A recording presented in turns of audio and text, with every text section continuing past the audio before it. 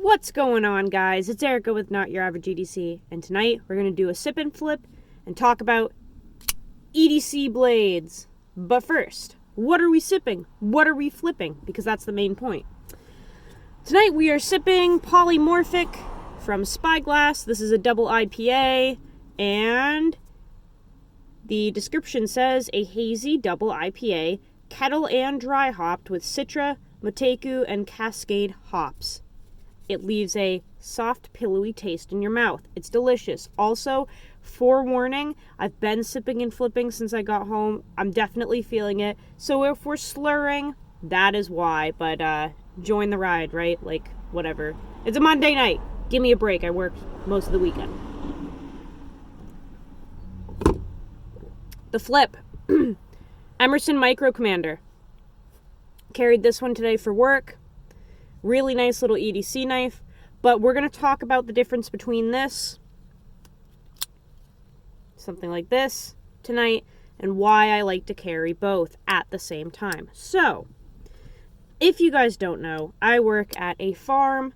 I am the, garden person outside on a good day when we're fully staffed, which means I'm outside watering all of the plants, taking care of them, trimming, deadheading, helping customers, unpackaging them, just a lot of your typical kind of blue collar or labor work, I guess, that kind of stuff, right? Outside all day, the back of my neck is so burnt, it is ridiculous. But that's kind of what I do on a normal day. I work outside and I work on a farm. And I lately have been carrying something like the Emerson Mini Commander, or Micro Commander, I should say, and something like the Spyderco Para 3, because both of these are very different and they play huge roles in my everyday life, especially at my job. So, I've talked about geometry before. I've talked about edge retention before, and I've mentioned that there's a difference between a knife that you just need to kind of do everything with and do messy cuts, and a knife that you need razor sharp that actually needs to hold an edge for a good amount of time and do more precise cuts, right? So, for example, I like carrying both because something that I do a lot at work, especially when I'm working outside, is cutting the vegetable flats for the customers.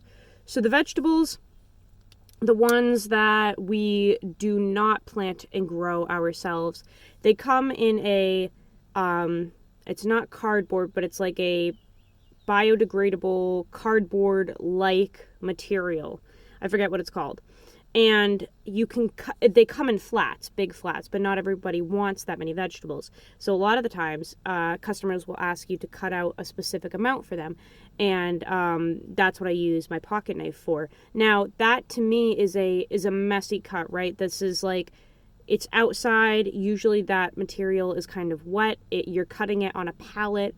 It's, let me just say, you wouldn't want to use your $500 Sebenza to do this because you would just trash the edge, right? So when you're cutting on a pallet and you're maybe hitting nails and staples and stuff and you're just messily cutting things for customers, something like the Emerson Micro Commander or the Benchmade 940 or an Emerson Mini A100, those knives that have thickness behind the edge, that are in a steel that doesn't tend to chip, it'll more or less roll, knives that are kind of sharpened pry bars, that's what I like to use for those tasks, the messy tasks, right? Because I don't need a precise razor edge. I just need something that will kind of almost separate the material for me, that won't break and that won't break the edge. So that's kind of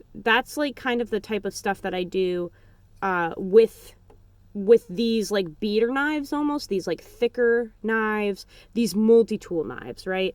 I'll also cut open peat moss bags with these, mulch, dirt, just anything where I don't need an actual sharp edge. I just need a decently sharp edge. that I'm not worried about trashing, this is the type of knife that I would use for that, because I need something that is not in like an exotic super hard steel. I need the steel to be forgivable, flexible, and I need something that will not break geometry wise if I hit a nail or a staple or a chunk of wood or something. So like that's why I carry something kind of like hard use, you could say, as a knife. But I also have to go inside a lot. We don't have the staff to run the store fully with me outside all the time, so a lot of the times I'm working inside as well. Now, inside, I'm in the cooler a lot, I'm working with produce a lot, lots of cardboard boxes, lots of plastic trays. I posted a video about that yesterday, kind of like cutting trays to size for customers. A lot of stuff where you actually do need a sharp knife. Your knife needs to be thin and slicey, essentially, right? Like a more normal EDC knife. That's what works indoors for me. Cheers. So that's where something like the Spyderco Para 3 would come into play, or the Sage, or the Benchmade Bug Out, or the what else do we have? The Spyderco Native 5 Lightweight, the Para 3 Lightweight. Anything with a thinner geometry, a thinner BTE, that's what works better for me indoors. It's more of a like normal EDC knife.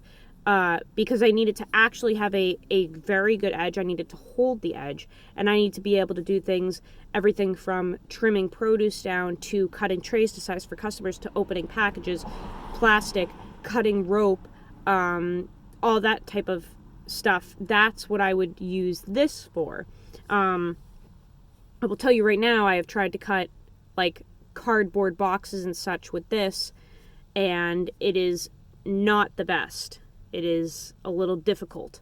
But Para 3, really good knife for that type of thing. Holds a razor edge, super thin, super slicey, just 100% the right geometry and the right steel for that type of job. So, I used to just not understand why people carried multiple knives, and I know for a fact that some people just carry them because they like to carry a lot of knives. But for me, I'm understanding why some, like blue-collar workers per se, carry multiple blades, because you kind of do assign them different tasks, and I would be a little nervous, to be honest, to use like this Maximate Para 3, for example, to cut vegetable flats outside on a pallet with nails in it to size. That would make me a little nervous with this knife. I don't think it would be appropriate to do that. So that's why I have like a thicker kind of like beater knife that has a decent edge but not a razor edge. This is for the hard use stuff, the hard work. And this one is for the indoor stuff, the more precise stuff. Also, this patina is like literally from being in my sweaty pocket yesterday. I was outside all day and it was 99 degrees here. And I'm not kidding, like this patina is predominantly from being in my sweaty shorts pocket outside all day. So that's funny. But yeah, I just wanted to kind of like show you guys what I've been doing lately. I've been doing a lot of like duos lately, or even trios. Today I technically did a trio. I had a fixed blade as well. I like to use the fixed blades for the produce cutting because it's just like so wet. Everything's juicy. There's chunks of vegetables. Like they get stuck in the pivot. I'm burping because I drink beer.